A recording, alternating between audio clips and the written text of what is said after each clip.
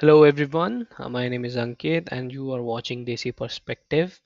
So without wasting time, let's get started with our new video which is on a new bill which was introduced in parliament on this winter session. It's called G Ram G bill. G Ram G bill. Right, and how this is going to decide the future of rural employment. Okay so basically इस bill ये bill अभी बहुत ही नया stage पे है. It's in on a very nascent stage. इसके बारे में ज़्यादा कुछ अभी डिटेल्स हैं नहीं अवेलेबल, बट इसको लेके कुछ कंट्रोवर्सीज कुछ डिबेट्स जो चल रहे हैं उसको थोड़ा समझ लेते हैं, बिकॉज हमारा एम है पर्सपेक्टिव बिल्ड करना, not just consuming the news according to the news reporters and these ministers, but to build a perspective. अगर कोई पॉलिसी आ रही है तो उसके ऊपर हमारा एक पर्सपेक्टिव होना चाहिए ताकि हम डिबेट कर सकें, ताकि हम लोगों से बहस कर सकें, अपने पॉइंट रख सकें सही तरीके से. इसके लिए हमें दोनों पहलू को समझना बहुत ज़रूरी है और मेरी वीडियोस का मोटिव यही रहता है, to understand the both the side of the coins. Okay okay, सिक्के के दोनों पहलू समझते हैं, हाउ दिस इज गुड और bad in a certain way. ठीक है. ओके, मनरेगा मनरेगा स्कीम क्या था? मनरेगा स्कीम आपको पता है, Mahatma Gandhi national rural employment guaranteed act. और बेसिकली ये 2005 में आया था. अर्लियर ये लेगेसी जो है आपका पॉलिसी रही है. इसी को रिप्लेस करने के लिए बेसिकली जी राम जी बिल प्रपोज किया गया है 2025 में.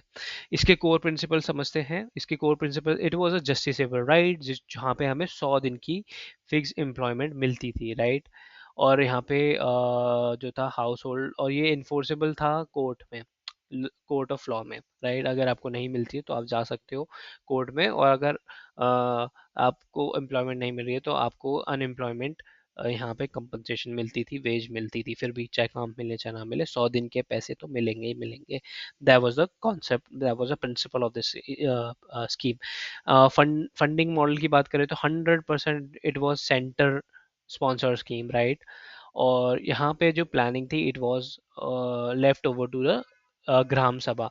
ग्राम सभा डिमांड क्रिएट करती थी काम की, कि हमें सड़क बनवाना है, हमें ये स्कूल बनवाना है, हमें ये डैम बनवाना है.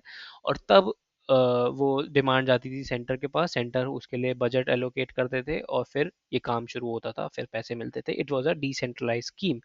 Now what has been change, फटाफट से समझते हैं. It's a new framework. ठीक है. 125 डेज, 125 डेज यहाँ पे दे दिए गए हैं. मेरा पेन कहाँ गया? हाँ.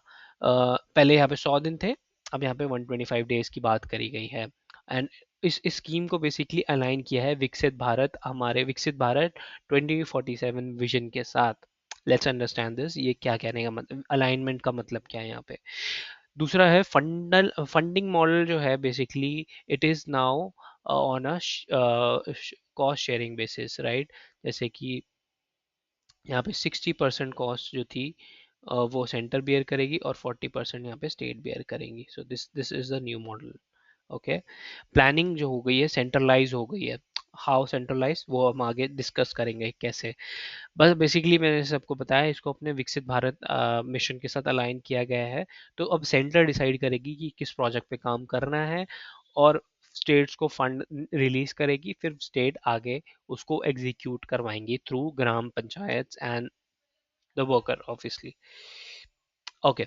सो इस स्कीम का जो मेन गोल्स हैं जो बताए गए हैं, it's basically to curb the leakages. Leakages कैसे कि पहले फंड का मिसयूज हुआ करता था, सेंटर ने फंड दिए लेकिन काम हुआ नहीं हुआ, आधा अधूरा हुआ. घोष वर्कर का था कि भाई 100 लोगों को अगर एम्प्लॉयमेंट देनी थी तो सिर्फ 50 को दी, बाकियों के नकली अंगूठे लगा दिए.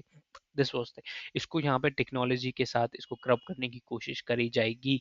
अलाइनिंग द न्यू नीड्स बोल रहे हैं कि भाई अब जैसे जैसे बिलो पॉवर्टी लाइन के नीचे जो पॉपुलेशन है वो कम हो गई है, तो नाउ द, पहले इसको एज अ रिलीफ के लिए निकाला गया था कि बेसिकली 100 दिन की तनख्वाह लोगों को मिलेगी एक साल में. अगर 365 डेज होते हैं तो एटलीस्ट 100 दिन उनको काम मिलेगा और उनको रिलीफ मिलेगा बेसिकली पॉवर्टी से. Now poverty has been declined as per the indexes and the data.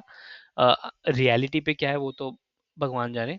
लेकिन अब जो मेन हमारा गोल जो है शिफ्ट हो चुका है डेवलपमेंट पे एंड नेशन बिल्डिंग पे। सो दिस इज द थिंग। अब बात करते हैं ऐसे इन इन स्कीम्स के थ्रू ऐसे एसेट्स बिल्ड करेंगे that will B climate resilient. मतलब कि पहले स्मॉल स्केल वर्क होते थे, जैसे स्कूल बनवा दिया, रोड बनवा दिया, ट्यूबवेल बनवा दी, फलाना ढिमका, छोटे छोटे। अब जो है इसके large productive climate resilient infrastructure, जैसे कि कहीं पे डैम की रिक्वायरमेंट है तो डैम बनवा दिए, सो एंड सो जो भी मतलब इम्पोर्टेंट हमारे एसेट्स होंगे वो हम बिल्ड करेंगे। विकसित भारत यही कहता है कि अच्छा इंफ्रास्ट्रक्चर बिल्ड करेंगे, मेट्रोज, ट्रेन लाइन, ये सारी चीज़ें हम बिल्ड करेंगे, राइट। और डिजिटल एक्सेस का लेवरेज उठाएंगे। अब गांव, छोटे से छोटे गांव में हर छोटे से छोटे घर में एक स्मार्टफोन, मोबाइल तो मिल ही जाएगा। Now the plan is to utilize this technology and real time monitoring with efficiency can be done and can be tracked through these digitalization, right? So this is it. क्या क्या promise हैं, जैसे हमने बताया कि 125 दिन का काम मिलेगा, वीकली पेमेंट्स मिल जाएंगी, पहले 15 दिन में मिलती थी, अब 7 दिन में मिल जाएंगी, राइट। इंक्लूजन किया जाएगा वल्नरेबल ग्रुप्स का, जैसे कि single women, person with disability, transgenders. पहले ये सारी चीज़ें नहीं दी पहले वाले स्कीम में, राइट। इनको रिकग्निशन नहीं मिली थी, अब यहाँ पे इनको स्पेशल इंक्लूजन दिया जाएगा। और तो और यहाँ पे कॉस्ट शेयरिंग की बात करी है 60-40, और यही शेयर जो होगा नॉर्थ ईस्टर्न स्टेट में, that will be 90-10, 90% centre, 10% north eastern state and Himalayan state देंगी, राइट। सो पहले मनरेगा क्या था, it was a demand driven concept. Now G RAM G is a supply driven. How? Let's understand this. पहले ग्राम सभा decide, जैसे मैंने बताया, ग्राम सभा डिसाइड करती थी कि क्या काम होना है, क्या जरूरत है, वो डिमांड रेज करती थी सेंटर के पास, सेंटर फिर उसके लिए फंड रिलीज करता था, फिर इनको वर्कर्स को पैसा मिलता था काम के। लेकिन अब it is a top down approach. It was a पहले earlier it was a bottoms up approach, अब now it has become a top down approach, कि सेंटर डिसाइड करेगी क्या काम इंपॉर्टेंट है नेशन बिल्डिंग के लिए और विकसित भारत के लिए, देन वो स्टेट्स को फंड्स देंगी, उसी फंड के अंदर अंदर स्टेट्स को काम करवाना है, और फिर पैसा मिलेगा वर्कर्स को। So this has been a top down approach. Okay, now बात करते हैं, this has from earlier it was a corporative federalism, कि भाई सारे state government and centre government and local panchayat मिलके डिसाइड कर दी थी कि क्या ज़रूरी है, काम कैसे करना है, क्या प्रायोरिटी है, कितना फंड चाहिए। But it was a corporative federalism, now it has become to a command federalism. कैसे? कि भाई सेंटर ने बोल दिया कि हम इतना 100 करोड़ दे रहे हैं और इसी में ही आपको काम कराना है, और अगर एक्स्ट्रा पैसा लगेगा तो अपनी जेब से लगाओ, दैट्स इट। 40%, अगर टोटल कॉस्ट अगर आपकी आ रही है 100 करोड़, तो इसमें से 60 करोड़ गवर्नमेंट दे रही है, सेंट्रल गवर्नमेंट, और 40 करोड़ आपको देने पड़ेंगे सेंटर को, स्टेट को, sorry. This is the ratio now, ठीक है। और वो जैसे मैंने बताया हिमालयन स्टेट और नॉर्थ ईस्टर्न स्टेट के लिए ये 90-10 है, ये रेशियो 90-10 रहता है, ये सारी स्कीम्स में ऐसा ही होता है। Okay, now let's get started with the, okay, इसको बोल रहे हैं दो धारी तलवार। वाई दो धारी तलवार? डबल डबल एज स्वॉर्ड क्यों? ये एफिशिएंसी तो बढ़ाती है, लेकिन कहीं ना कहीं एक्सक्लूजन भी करेगी। क्यों? क्योंकि रियल टाइम मॉनिटरिंग होगी, ट्रांसपेरेंसी आएगी, बहुत अच्छी बात है। एआई बेस्ड फ्रॉड डिटेक्शन हो जाएगा, ये भी बहुत अच्छी बात है। रिड्यूस करेंगे लीकेजेस एंड गोस्ट वर्कर को, ये भी बहुत अच्छी बात है। लेकिन हिडन हिडन रिस्क इसके क्या है, कि साइलेंट एक्सक्लूजन होगा। जिन लोगों के पास कनेक्टिविटी ही नहीं है नेट की, कोई मतलब जंगलों में कहीं पे अगर कुछ काम करना है तो वहाँ पे कैसे होंगी ये जब चीज़ें, जिन लोगों के पास फ़ोन नहीं है या फिर उनका बायोमेट्रिक ऑथेंटिकेशंस फेल्ड हो जाते हैं, तब कैसे यहाँ पे काम करेगी? जैसे हमने देखा पीडीएस पीडीएस सिस्टम में, पब्लिक डिस्ट्रीब्यूशन सिस्टम में, जिन लोगों का आधार कार्ड नहीं था या फिर उनका मतलब मैच नहीं किया, अंगूठा मैच नहीं किया, उनको राशन देने से मना कर दिया था।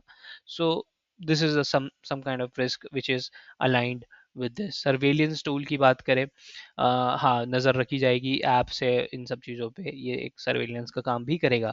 तो ठीक है, प्राइवेसी वगैरह का इशू यहाँ पे उठ के आएगा आगे चल के। टेक्नोक्रेटिक कंट्रोल, ओपेक एल्गोरिदम्स होंगे, dashboard replacing the participatory oversight. पहले क्या होता था भाई, पंचायत मिलके पार्टिसिपेट कर रही है, ओवरसाइट कर रही हैं, फिर सेंटर गवर्नमेंट रिपोर्ट ले रही है, फिर वो सॉरी स्टेट गवर्नमेंट रिपोर्ट ले रही है, फिर वो सेंटर को दे रही है. Now everything will be monitored through AI satellite और ये टेक्नोलॉजी एप्स सॉफ्टवेयर्स. तो कहीं ना कहीं टेक्नोक्रेटिक कंट्रोल यहाँ पे बढ़ जाएगा. ठीक है, heavy reliance on technology risk disempowering the most vulnerable workers it claims to serve. कहीं ना कहीं वर्कर्स को डिसएम्पावर करेंगे. ओके, 60 डे पॉज, ये बहुत ही इंपॉर्टेंट क्लॉज है इस स्कीम के अंदर. That is फ्रेगमेंटिंग a year round safety. मतलब बेसिकली क्या है कि पहले ऐसा होता था कि जब बहुत पीक हार्वेस्टिंग सीजन होता था या फिर सोइंग सीजन होता था, तो उस टाइम पे लेबर्स की शॉर्टेज हो जाती थी, क्योंकि most of the labour choose to work with the M NREGA scheme, which is a good thing. But यहाँ पे कहीं ना कहीं फार्म लेबरर्स को, प्राइवेट एग्रीकल्चरिस्ट को यहाँ पे सफ़र करना पड़ता था, because because of the labour shortage. ठीक है, बट अब ये स्कीम के थ्रू इन्होंने एक क्लॉज बनाया कि जब भी ये पीक सीजन आएगा तो 60 डेज का एक पॉज हम इस स्कीम में डाल देंगे. 60 डेज तक हम कोई प्रोजेक्ट नहीं बनाएंगे इस स्कीम के अंडर. ठीक है, 60 डेज तक कोई भी आपको एम्प्लॉयमेंट नहीं मिलेगी, right.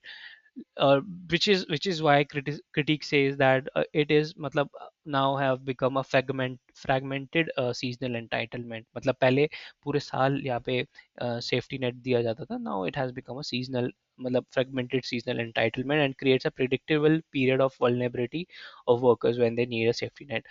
Why this is a problem? Because पहले वर्कर के पास मनरेगा में चॉइस होता था कि वो प्राइवेट फार्म में काम करे या फिर वो अपना मनरेगा के थ्रू पब्लिक वर्क में चला जाए.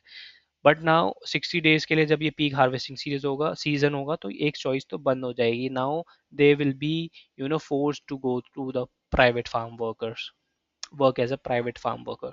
ठीक है, कहीं ना कहीं यहाँ पे इनको एक्सप्लॉय बोल रहे हैं कि एक्सप्लॉयट किया जा सकता है, राइट. और मतलब उनको अपने मतलब जो ये प्राइवेट फार्म ओनर्स होंगे अपने फेवरेबल टर्म्स पे इनसे काम कराएंगे, क्योंकि उनके पास और कुछ काम नहीं होगा और चॉइस नहीं होगी बेसिकली. उनके बार्गेनिंग पावर कम हो जाएगी, राइट. सो यही यहाँ पे बोलता है women, Dalits and other marginalize communities को हम यहाँ पे डी डी एम्पावर कर रहे हैं. ठीक है, वीकन कर रहे हैं, क्योंकि उनके पास अब कुछ ऑल्टरनेटिव नहीं होगा, नेगोशिएट नहीं कर पाएंगे बेटर वेजेस यहाँ पे, और एक उनकी जो डिग्री ऑफ ऑटोनॉमी थी वो भी उनसे छीन ली गई है. ठीक है, which is for 60 days.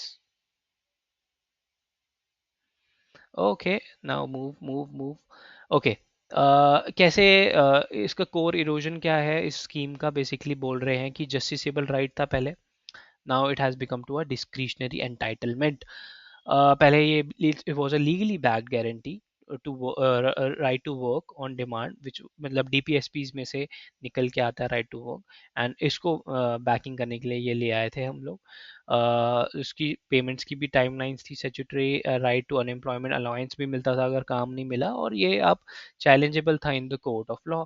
Now it has become, मतलब अगर काम होगा, वर्क अवेलेबिलिटी पे डिपेंड करता है सेंटर के एलोकेशन पे, right. Scope is limited by administrative directives, और guarantee is suspended during seasonal pause. ठीक है, जो हमने बात करी, entitlements are subject to executive discretion. ठीक है, ओके.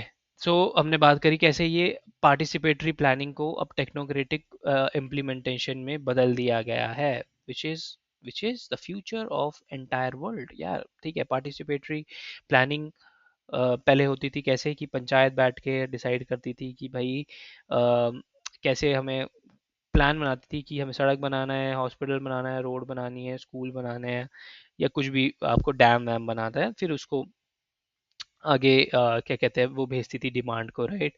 और अब जो है जो ग्राम पंचायत की जो पावर है are reduce to implementers of centrally defined project. Accountability shifts to opaque data driven oversight where algorithm flags replace the workers voice. ठीक है, एल्गोरिदम बोलेंगे वो होगा. ठीक है,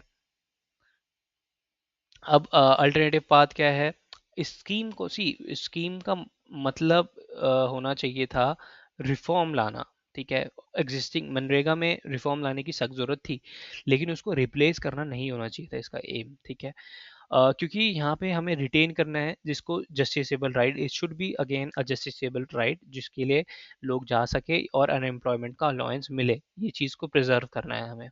ठीक है, प्रिजर्व करना है डिमांड ड्रिवन फंडिंग को, मेंटेन करो open ended labour budget instead of rigid pre determined allocation, power back to gram panchayat के हाथ में जानी चाहिए कि उनको जो मतलब डिमांड है काम की उस हिसाब से आपको बजट एलोकेट करना चाहिए रादर देन आप प्री डिटरमाइन करो। ठीक है, इंश्योर फेयर फाइनेंसिंग, अडॉप्ट करो financing model that support and not penalise the physically weaker state. अब कुछ स्टेट्स जो हैं वो गरीब हैं, सारी स्टेट्स तो अमीर नहीं है, सारी सारी स्टेट्स की जीडीपी अच्छी नहीं है, लेकिन कुछ स्टेट जैसे बिहार जहाँ पे जीडीपी कम है स्टेट वाइज, तो उनको आपको उनकी फाइनेंसिंग मॉडल थोड़ा सा चेंज करने की ज़रूरत है रादर देन जस्ट हमारा जो चलता आ रहा है 60-40 और फिर 90-10 फॉर नॉर्थ ईस्टर्न और हिमालय से, बाकी स्टेट वाइज फाइनेंस मॉडल एक बना सकते हैं हम, right. Make a technology inclusive, mandatory robust grievance redressal. ठीक है, इंक्लूसिव बनाओ, टेक्नोलॉजी को इंक्लूसिव बनाओ ना कि एक्सक्लूसिव, मतलब एक्सक्लूड करने का एक तरीका नहीं होना चाहिए। Grievance redressal and offline safeguard to prevent inclusion, मतलब कुछ ना कुछ होना चाहिए इनके वर्कर्स के ग्रीवियंस को एड्रेस करने के लिए और offline safe guards to prevent exclusion, right. जहाँ पे नेटवर्क नहीं पहुँचता वहाँ पे there should be some offline provisions as well. Protect करो डेमोक्रेटिक ओवरसाइट को, legally protect the powers of gram sabha and the role of social audits. ये होना बहुत ज़रूरी है, राइट। सब कुछ टेक्नोक्रेट्स के हाथ में नहीं दे सकते, टेक्नोलॉजी के हाथ में नहीं दे सकते। We forward a call for deliberation.